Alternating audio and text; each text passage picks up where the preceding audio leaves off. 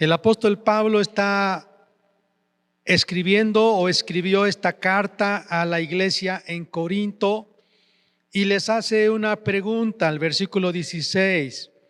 ¿No sabéis que sois templo de Dios y que el Espíritu de Dios mora en vosotros?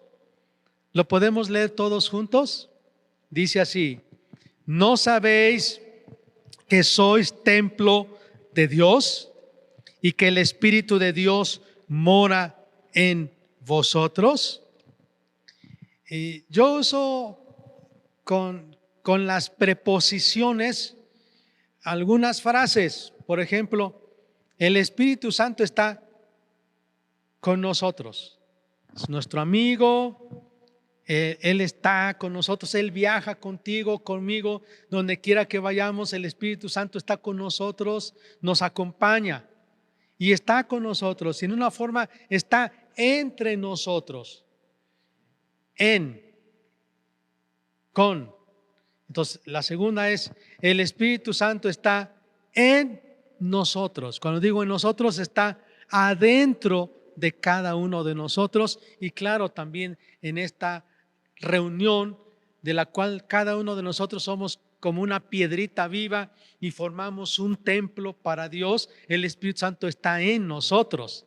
Así que el Espíritu de Dios está con nosotros, pero el Espíritu de Dios también está en nosotros. Creemos eso, ¿verdad, hermanos?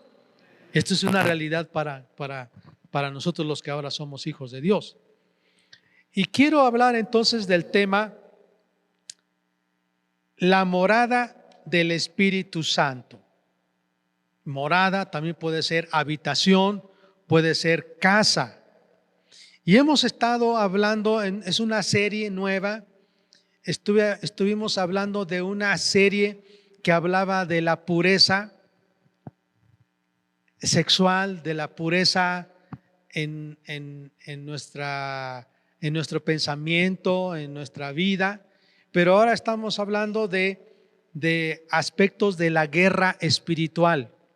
Todos nosotros estamos enfrentando una guerra espiritual. Todos nosotros estamos, la verdad, algunos llegan a sentirse como fracasados o derrotados porque dicen, pues si yo soy cristiano, ¿por qué no puedo vencer o avanzar para llegar a ser como Dios me pide? ¿Qué está pasando? ¿Por qué en mí hay todavía algunas actitudes o pensamientos de la vida de antes? ¿Qué está pasando si yo ya soy nuevo en Cristo? Soy una nueva criatura. Entonces, ¿cómo es que soy una nueva criatura pero todavía no me parezco a Cristo?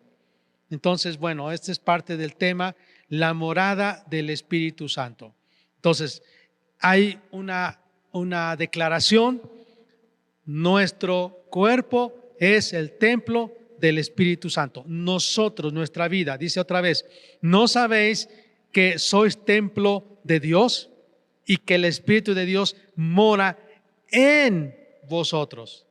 Si ustedes me acompañan también a 2 de Corintios, capítulo 6, versículos 14 en adelante, dice: no os unáis en yugo desigual con los incrédulos, porque ¿qué compañerismo tiene la justicia con la injusticia? ¿Y qué comunión la luz con las tinieblas? ¿Y qué concordia Cristo con Belial? ¿O qué parte el creyente con el incrédulo? ¿Y qué acuerdo hay entre el templo de Dios y los ídolos? Y luego ahora sí dice: porque vosotros sois templo del Dios viviente, como Dios dijo: habitaré y andaré entre ellos, y seré su Dios, y ellos serán mi pueblo. Por lo cual, salid de en medio de ellos y apartaos, dice el Señor, y no toquéis lo inmundo, y yo os recibiré. Y seré para vosotros por padre, y vosotros me seréis hijos e hijas, dice el Señor Todopoderoso. Así que la declaración es: tú y yo somos morada del Espíritu Santo, porque hubo un proceso.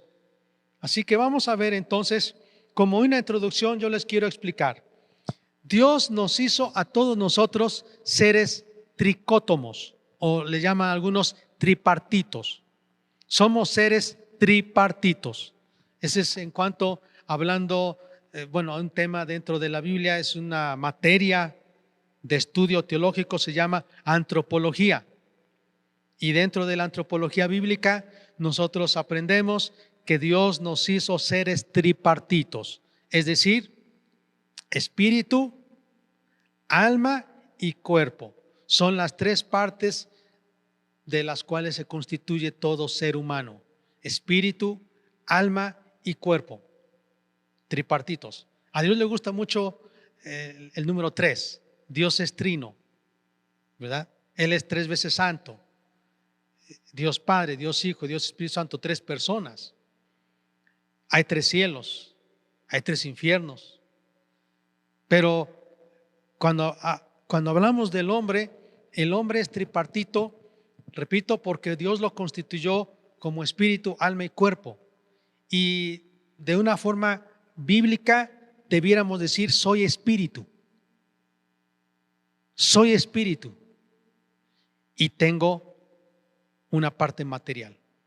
Entonces, en ese sentido seríamos dicótomos: la parte espiritual, que es el espíritu y el alma, y la parte material, que es el cuerpo.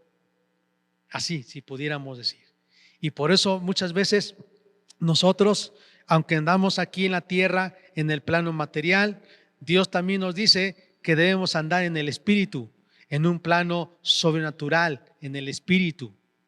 Y que Dios pide que discernamos en el espíritu las cosas, y no como la vista lo percibe, o como nuestra forma de vivir o la gente sin Cristo vive, sino que ahora nosotros podamos estar en otra dimensión. Es más, ustedes saben que hay 3 dimensiones, ¿sí? Por ejemplo, largo, ancho y alto.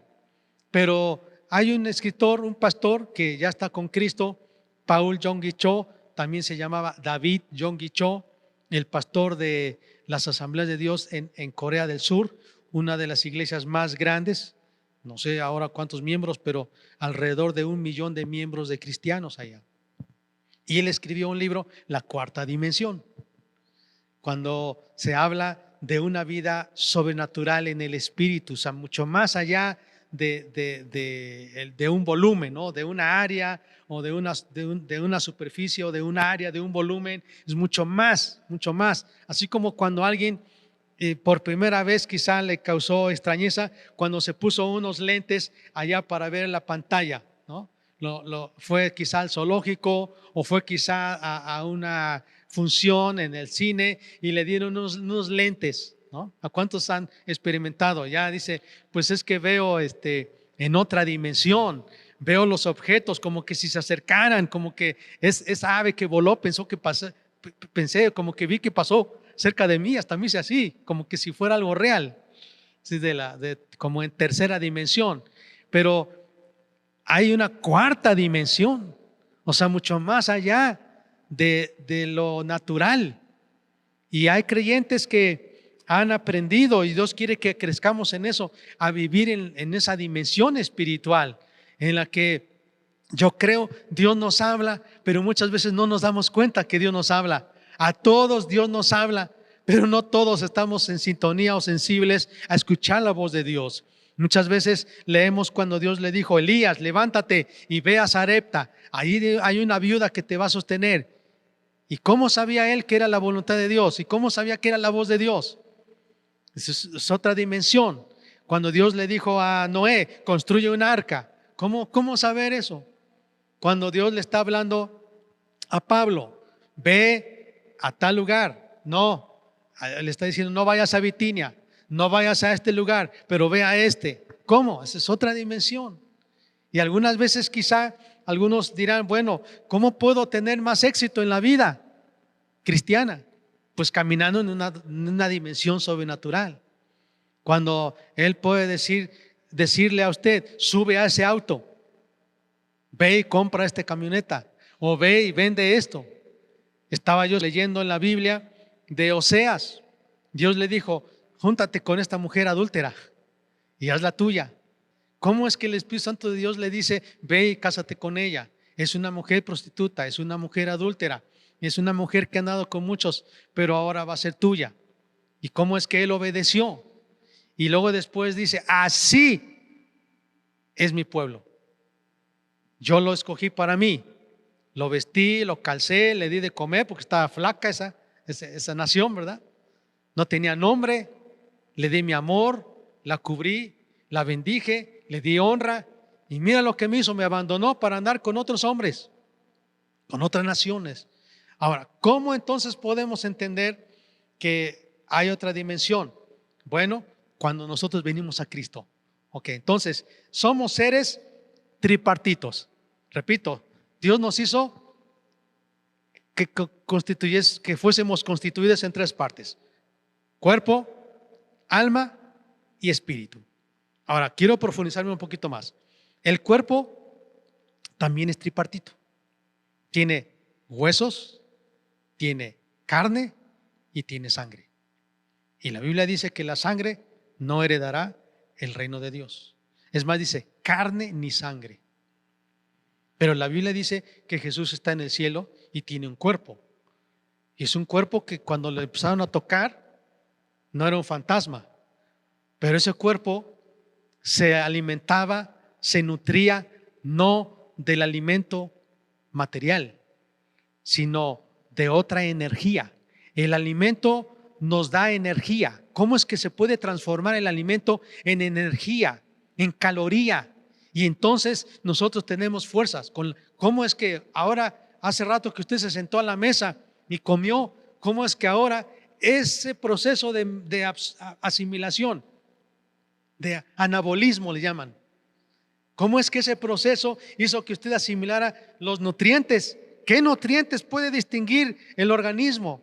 Y luego a través del catabolismo usted desecha lo que no sirve. ¿Cómo es que puede distinguir que hay minerales, proteínas, aminoácidos, vitaminas? ¿Cómo es que todo eso el cuerpo lo absorbe? ¿Cómo está hecho?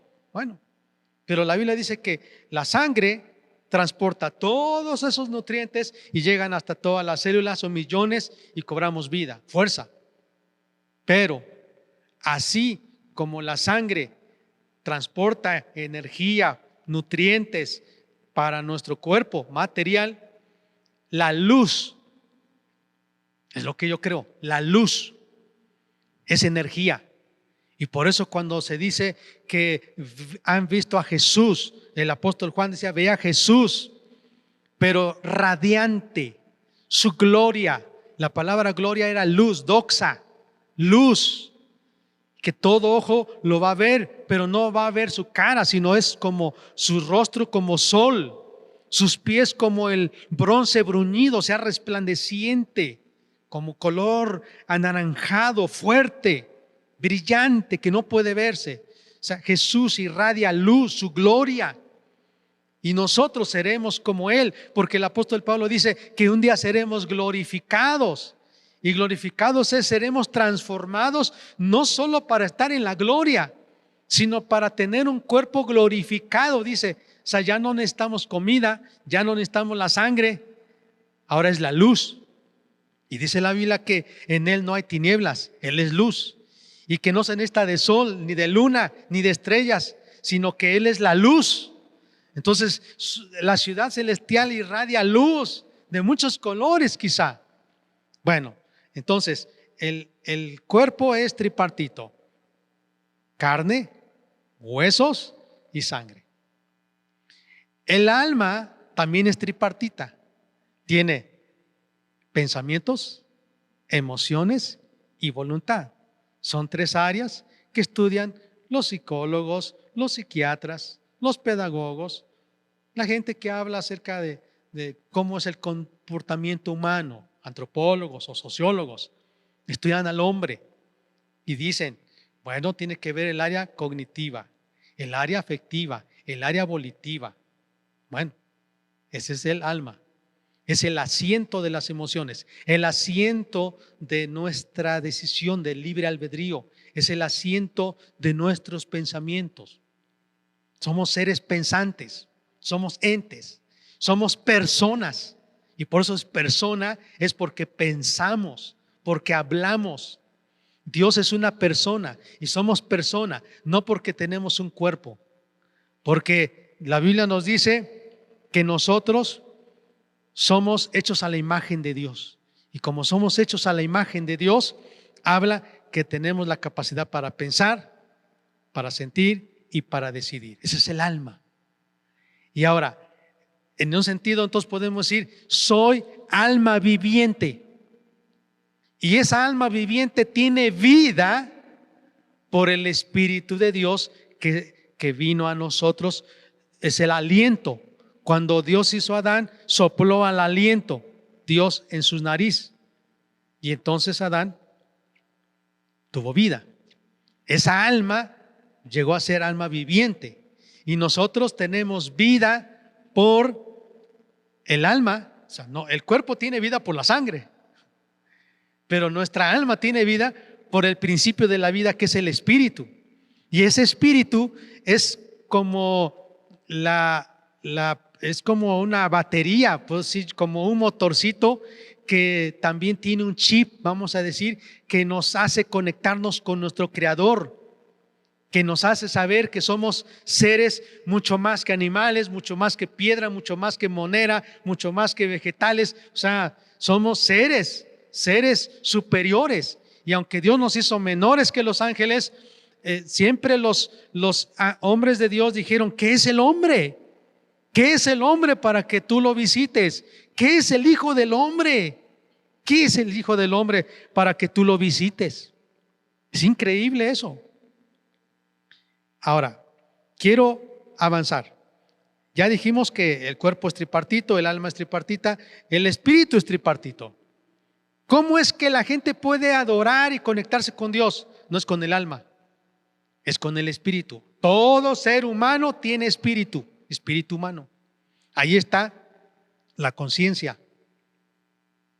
Ahí está la razón y la devoción. Conciencia, razón y devoción. Entonces, la Biblia dice que los animales tienen alma, y el alma de los animales es la sangre. Nosotros tenemos alma, pero el principio de la vida de esa alma que somos nosotros es el espíritu, y el espíritu tiene conciencia. La palabra conciencia viene del latín conscientia, que es decir, conocimiento. Tenemos quiénes somos. Estoy parado. ¿Qué día soy? ¿Cómo me llamo? ¿Qué hice? Yo sé hacer el bien y el mal. Yo sé qué es el bien y el mal. La tengo conciencia. La razón es como un botoncito, una luz que le está diciendo: usted no está loco, usted está bien, usted está en sus 5 sentidos, todo está en orden. No está hablando tonterías. Está la razón. Y la devoción es la capacidad de poder adorar. Y hay gente que adora una piedra, se adora a sí mismo, adora el cuerpo, adora, no sé, el dinero, adora un árbol, adora objetos, adora artistas, adora el deporte. O sea, sí. Ok. Ahora, dijimos que el hombre es tripartito y cada parte también es tripartita. Pero si dividimos esas 3 partes, espíritu, alma y cuerpo, el cuerpo es lo material y el alma y el espíritu es lo espiritual, lo que no se ve. Entonces, por eso habla uno de la dicotomía del hombre, que el hombre es, por un lado, material, hablando del cuerpo; por otro lado, es espiritual, hablando del alma y del espíritu. Ok. ¿Y por qué hablé todo eso? Porque la Biblia nos habla de la posesión de demonios. Y la Biblia nos habla que antes éramos por naturaleza hijos del diablo, hijos de desobediencia. Me gustaría que leyéramos lo que dice San Mateo, Efesios primero, Efesios capítulo 2. Efesios capítulo 2. Y Él os dio vida a vosotros cuando estabais muertos en vuestros delitos y pecados. Estábamos muertos. ¿Y a qué se refiere que estaba muerto? Su espíritu. Su espíritu estaba muerto. Su cuerpo, la parte material, está viva. Así vivíamos. Está nuestro cuerpo vivo. Comíamos bien, dormíamos bien. Quizá algunos estaban llenos de vicios, adictos a algo, estaban enfermos. Y cuando vinimos a Cristo, Dios nos sanó, Dios nos libertó. Pero el cuerpo pues, no está muerto. El alma, pues el alma es un ser que tenía la capacidad de pensar, de sentir y de decidir, pero atrofiado. No podía amar como debía amar. No podía conocer como Dios quiere que conozcamos. No podíamos decidir, éramos esclavos. No podíamos decidir por nosotros mismos. Todas esas capacidades como seres humanos estaban atrofiadas. La capacidad de conocer a Dios no la teníamos. La capacidad de amar a Dios no la teníamos. Y la capacidad de obedecer a Dios no la teníamos. Estábamos atrofiados.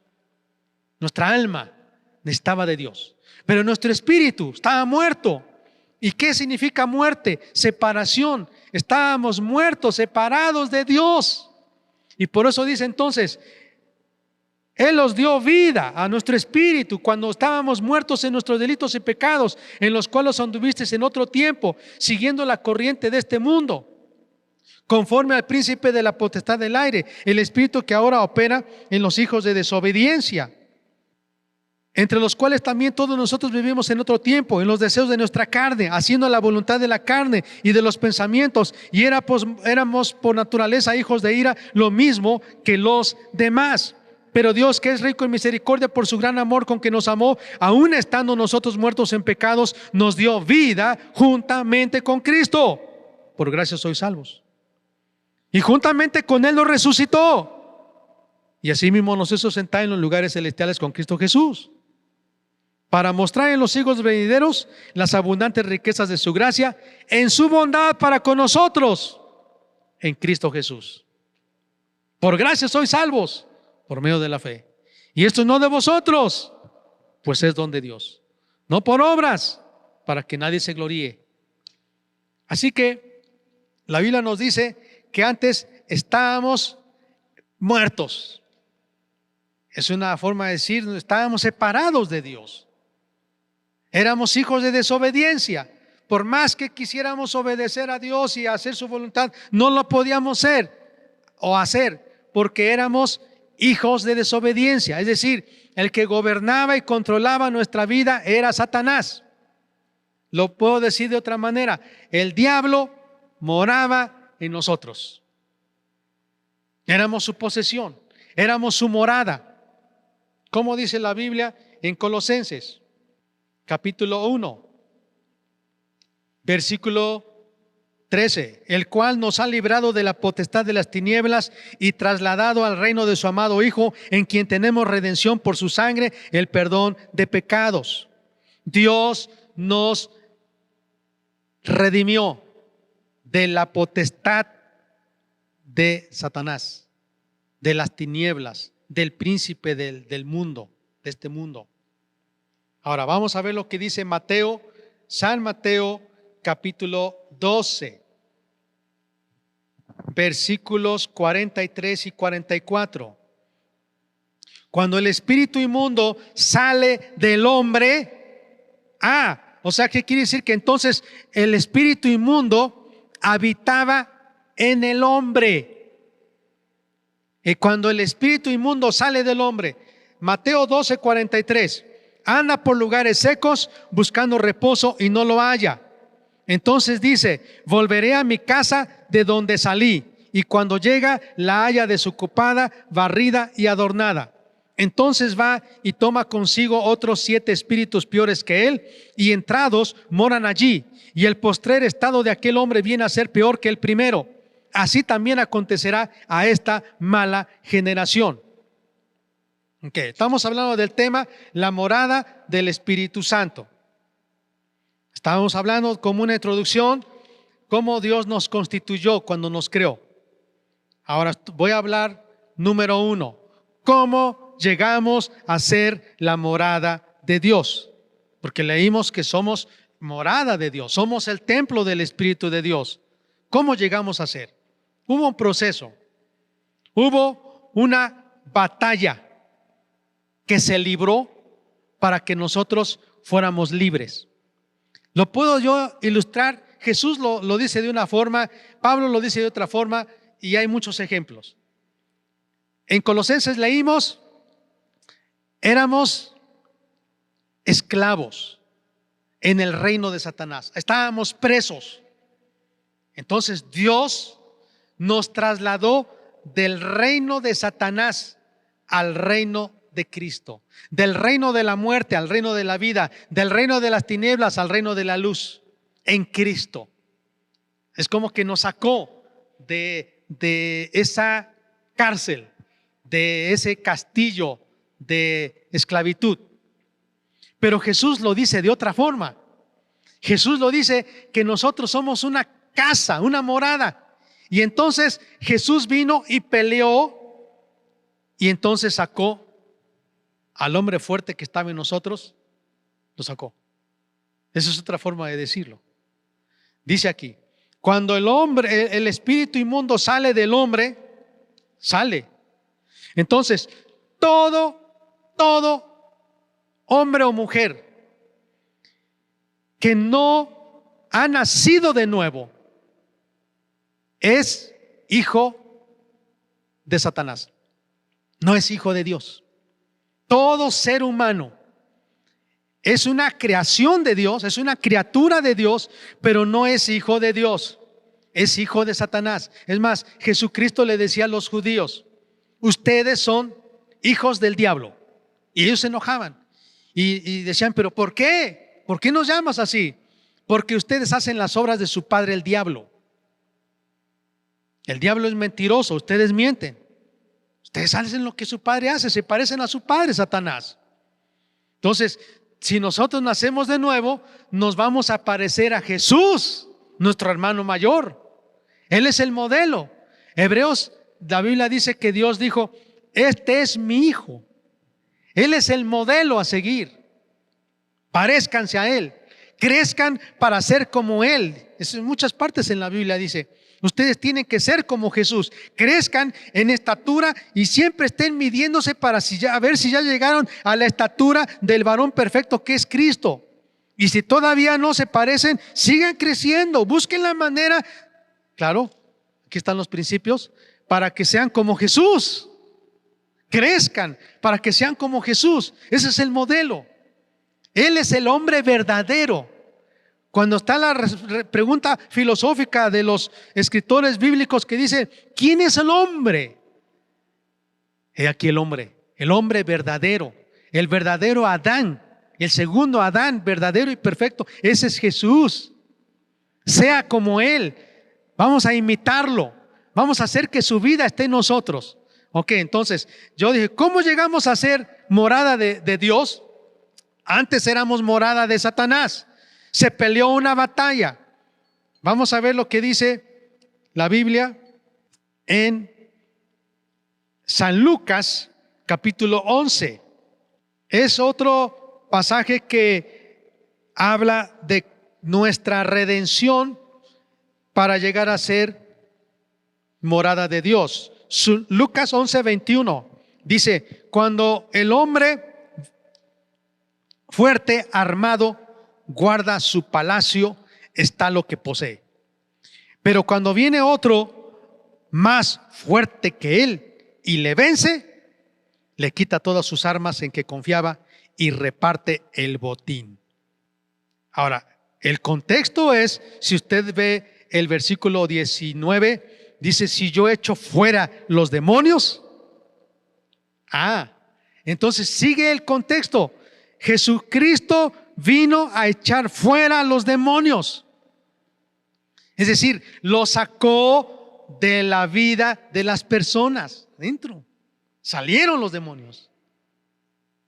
Por eso, cuando usted escuche que algún creyente, un predicador dice, Satanás está más preocupado por nosotros los cristianos, que por la gente que está sin Cristo. De hecho, esos son de Él. Él los tiene adormitados, esclavizados, pero Él está ocupado. Es como una anécdota, es como una frase, un chiste que alguien puede decir. Dice que se encontró el compadre a Satanás y le dice: oye, ¿tú qué haces aquí, compadre? Yo pensé que estabas en el burdel, pensé que estabas ahí en donde está la guerra y se están matando entre las personas. Pensé que eras parte de los que estabas ahí con los secuestradores. Dice: ¿qué haces aquí afuera del templo? Pues, ¿qué haces aquí? Dice: lo que pasa es que estos eran míos. Estos eran míos. Y me los quitaron. Jesús me los quitó, pero yo estoy buscando la manera de cómo volver a atraparlos, a devorarlos y llevármelos. Entonces, por eso es que nosotros sufrimos más ataques del diablo que la gente de allá, que no conoce a Cristo. Por eso es que el Salmo 73 fue escrito por Asaf diciendo: Dios, ¿cómo es posible que la gente que prospera en esta tierra, en este mundo, logra con creces lo que quiere? Es mentiroso, corrupto, estafador y parece que todo le sale bien. ¿Cómo es que logra lo que quiere y no lo descubren? Y luego hasta levanta su rostro al cielo y escupe y maldice y no le pasa nada. Está lleno de vida, está fuerte, parece que todos sus negocios van bien. Y yo que te temo, que te amo, tantito, apenas algo, resbalé tantito y mire, ya me estás disciplinando. No puede ser. Pero entonces Asaf encuentra la respuesta y dice: pues es que entrando en el santuario de Dios pude ver cuál es el destino de esos hombres. Y pude ver desde la perspectiva de Dios cuál es el fin de nosotros. El diablo busca siempre que estemos resbalándonos, tropezándonos, nos está atacando, busca nuestro lado débil y después nos dice: ¿ya ves? ¿Y no que eres cristiano? ¿No que de veras que estás creciendo? Ya eres un líder, ya predicas, ya enseñas y mira cómo vives. O sea, así es el diablo. Y va a llegar a un punto en que si nosotros no aprendemos, pues es a lo que quiero yo llegar, a derrotar al diablo como Jesús pide, o a vencer y no darle lugar para que venga a nosotros. Entonces va a llegar un momento que diga: pues creo que soy así, yo no puedo cambiar. Creo que yo no puedo. Sí, yo acepté a Jesús, pero pues creo que estoy peor que antes. Pues aquí dice: alguien que fue libre es como una casa que se queda vacía. Está libre, está limpia, está desocupada. Y ese demonio se va y anda vagando. Mire, los demonios son seres espirituales y necesitan una morada. Y moran en cuerpos o en el alma o en el espíritu. Ahí moran. Y como yo dije, los demonios no pueden habitar en el espíritu de una persona que ha aceptado a Cristo Jesús como su Salvador. No puede. O está el Espíritu Santo adentro de nosotros que mora, o es el diablo, o es un demonio. Pero si está en nosotros el Espíritu Santo, un demonio no puede estar. Por eso no podemos estar endemoniados. Pero el diablo sí busca cómo entrar a nuestra morada, y es a lo que yo voy ahora. Pero entonces, ¿cómo podemos llegar a ser morada de Dios? Dijimos, hubo una pelea. Cristo Jesús vino y echó fuera a los demonios. Por eso repito, cuando alguien acepta a Cristo, me ha tocado mucho siempre: ¿cómo se siente ahora? Y se siente contento, y además hasta dice: quédense, les vamos a dar de cenar, vamos a comer algo, vengan, está bien feliz. Se siente contento y luego le decimos: platíquenos. Dice: mire, me dolía esto, ya no me duele. Es demonio, un espíritu de enfermedad que lo tenía oprimido. Dice: mire, yo me siento ligerito. Ya no sé, ese peso, esa tristeza se me fue. Eran demonios que oprimían a esa persona. Entonces, cuando un cristiano acepta a Jesucristo, Entonces Jesús viene y hace morada en él.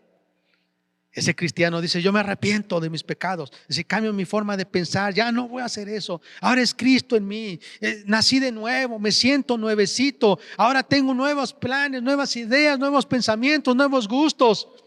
Soy una nueva criatura en Cristo. Entonces esos demonios se fueron. Pero si él no llena esa morada de la vida de Cristo, ¿qué creen que va a pasar?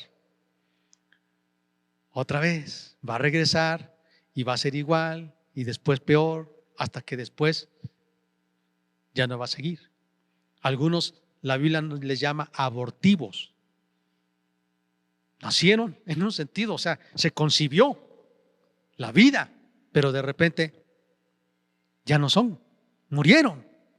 Algunos, el Hebreos dice, probaron del don celestial, experimentaron el bautismo en el Espíritu Santo, hablaron nuevas lenguas, pero ahora son apóstatas.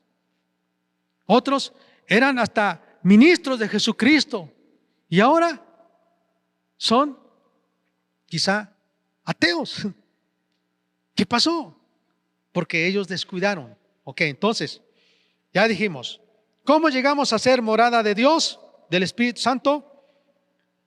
Hubo una batalla, una pelea para que fuésemos liberados.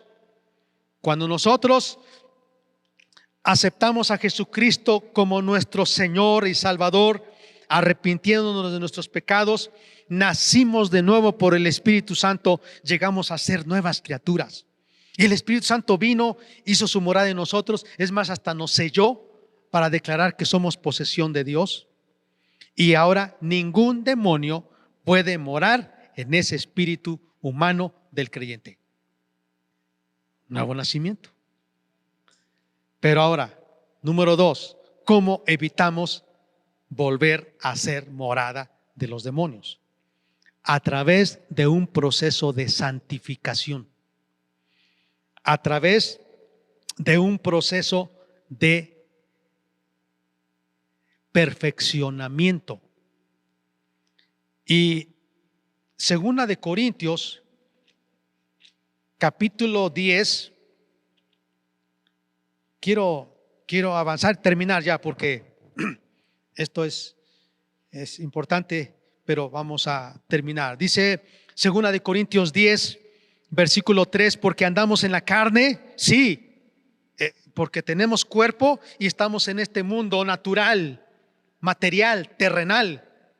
Andamos en la carne, sí, pero no peleamos, no luchamos, no militamos según la carne, porque las armas de nuestra milicia no son carnales, sino son poderosas en Dios para la destrucción de fortalezas, derribando argumentos y toda altivez que se levanta contra el conocimiento de Dios y llevando cautivo todo pensamiento a la obediencia a Cristo, y estando prontos para castigar toda desobediencia cuando vuestra obediencia sea perfecta.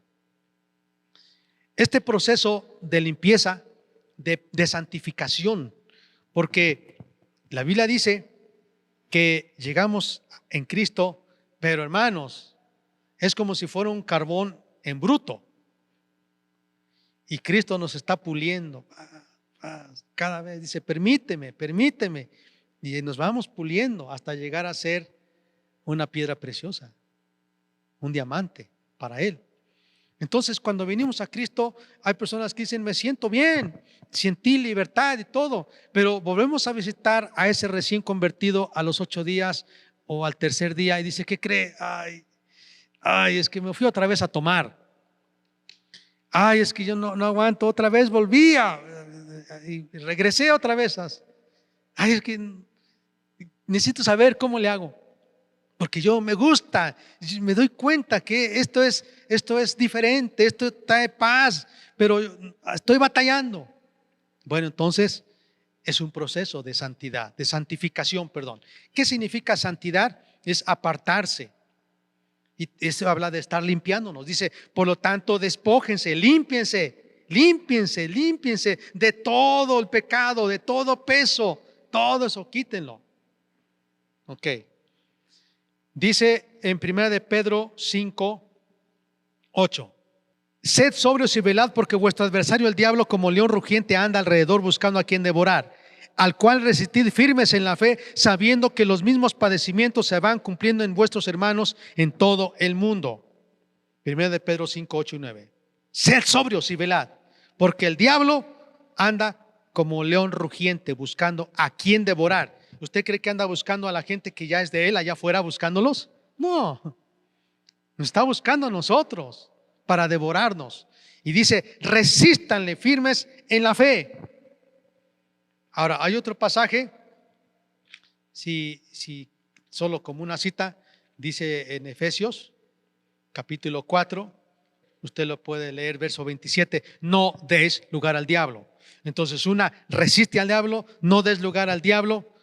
Ahora, otra, vamos a ver Proverbios, capítulo 23, versículo 7.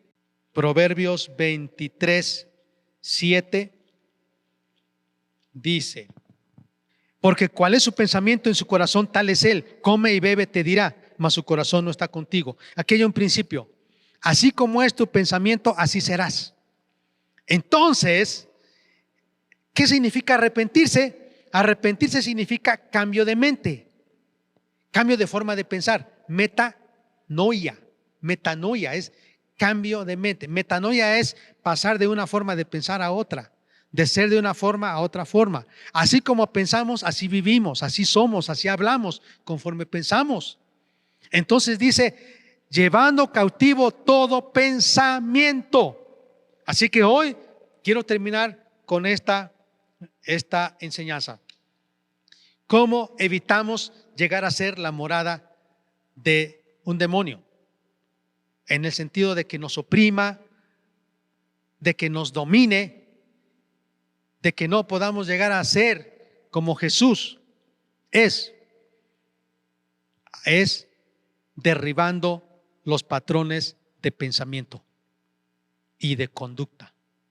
Son patrones con los que estamos acostumbrados. Dice el apóstol Pablo, despójate del viejo hombre que estaba viciado. Así a lo mejor algunos, como hoy en día escucho, hay personas que hablan, voy a hacer una hipérbole. Dicen 2, 3 palabras buenas y el resto de su vocabulario son maldiciones y groserías. Hay gente así. Y cuando viene a Cristo, perdón, es que estoy mal acostumbrado a estar hablando así todo golpeado y feo y con tantas cosas que salen ranas, culebras, cucarachas y ratones. ¿Sí me entiende? Pero tienen que entrar en un proceso de limpieza. Y de repente a lo mejor estaba mal acostumbrado a golpear a la mujer y a tratarla mal. Ahora viene a Cristo y va entendiendo y empieza a decir, Dios, necesito cambiar. ¿Y cómo es? A través de los pensamientos. Ok, ¿qué hay dentro de esas fortalezas que son patrones, son esquemas de conducta y de pensamiento? Por ejemplo, identifique usted si hay un amor frío. A lo mejor le han dicho sus hijos o su esposa o alguien, oye, tú eres muy frío, eres muy tosco, oye, no eres cariñoso, oye, no eres amable. Entonces usted puede decir, es que así soy. No, usted tiene que compararse a Jesús. Cada vez me siento reprobado en eso, porque ¿cómo es que los niños querían ir a ver a Jesús? ¿Cómo es posible que se peleaban por la ropa de Jesús? Esos soldados ahí peleando por la ropa, ¿por qué? ¿Estaría apestosa? ¿Cómo sería la ropa de Jesús? Para el grado de que quisieran, dice, es el deseado de las naciones. Entonces, amor frío, ¿cómo pensamos? ¿Temor? ¿Falta de perdón? ¿Cómo es que Jesús, estando en la cruz con tanto dolor y esa tortura indescriptible, pudo hablar, decir, Padre, perdónalos? Yo no hice nada. ¿Cómo me estás tratando así? Yo he hablado con algunos y me dicen, pero es que tú no sientes lo que yo siento. Pastores, que usted, sí, pero a mí me trataron mal, mi papá me abandonó, mi mamá no sé qué, mi padre me golpeó, me violaron, abusaron, etcétera, etcétera. Y ahora me viene usted a decir que yo perdone. Pero cuando esa persona ve a Jesús Y dice, no, a Jesús, ¿qué le hicieron? No hizo nada. ¿Y cuánto sufrió por mí? Entonces, Él es nuestro ejemplo, Él es nuestro modelo. El temor. A veces tenemos miedo de equivocarnos, de fallar. Dice, hermano, quisiera usted, venga, involúcrese en este ministerio. Tengo miedo de que voy a yo fallar. Eso es un pensamiento del diablo, pensamientos de fracaso. O tengo miedo de abrazar a mi hijo porque ¿qué va a decir? Si yo soy hombre y mi hijo es hombre, yo le digo abrácelo, béselo, porque eso lo está curando de la homosexualidad y de ser afeminado. Abrace a su hijo, béselo, dígale te amo, mi hijo. Hombre, porque él no recibe muchas veces porque es hombre. Los machos no besan, ¿no? Así a su hijo, ¿no? No. O sea, tenemos que cambiar esas formas de pensar. La codicia, la concupiscencia. ¿Cuántos batallaban que estaban sentados en el parque y hacían el deporte del cuello, ¿verdad? Pero no era nada más así, sino que nada más de arriba para abajo y lascivia y lujuria y desenfreno y sí. Entonces vienen a Cristo y de repente ven a una persona del sexo opuesto y están batallando. Su corazón, su mente. Entonces, ¿qué patrones, qué esquemas de pensamiento, de conducta están? La gula.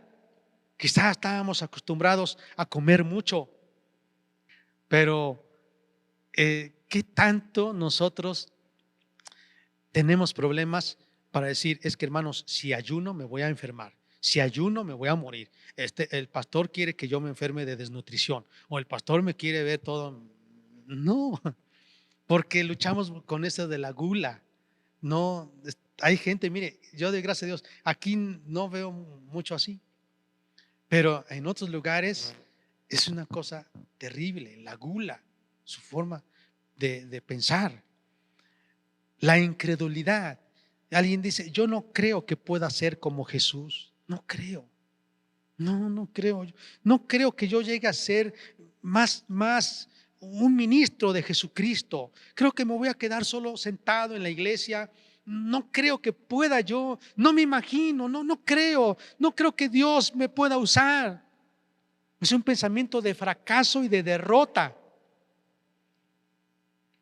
Así que hoy quiero que oremos a Dios. Le invito a ponerse de pie. Con Cristo estoy juntamente crucificado. Ya no vivo yo, sino que es Cristo el que vive en mí. Dios me dio una palabra hoy. Está en 2 de Corintios, capítulo 12, versículo 9. Bástate mi gracia porque mi poder se perfecciona en la debilidad. Tú no puedes llegar a ser como Jesús por tus propias fuerzas. No puedes llegar a ser como Jesús con tus propias fuerzas. Yo he fracasado muchas veces. Yo necesito a Jesús. Yo necesito al Espíritu Santo. Por eso dice Efesios capítulo 3, que habite Cristo por la fe en nuestros corazones. Hasta que Cristo sea formado en mí. Es lo que oraba Pablo. ¿Y cómo puedo lograr? Por su palabra. Él es el verbo, Él es el logos, Él es la palabra. Y cuando su palabra está en mí, dice, el que permanece en mí y mis palabras permanecen en Él. Entonces, ¿cómo podemos permanecer en Él? Cuando sus palabras permanecen en nosotros. Así que todo lo que es Jesús, estudie la vida y la obra y las palabras de Jesús y dígale, yo quiero ser eso. Yo quiero ser como Jesús. Yo quiero andar como Jesús. Yo quiero vivir como Jesús. Yo quiero amar como Jesús. Yo quiero pensar como Jesús. Yo quiero obedecer como Jesús. Él debe ser nuestro modelo. Vamos a orar.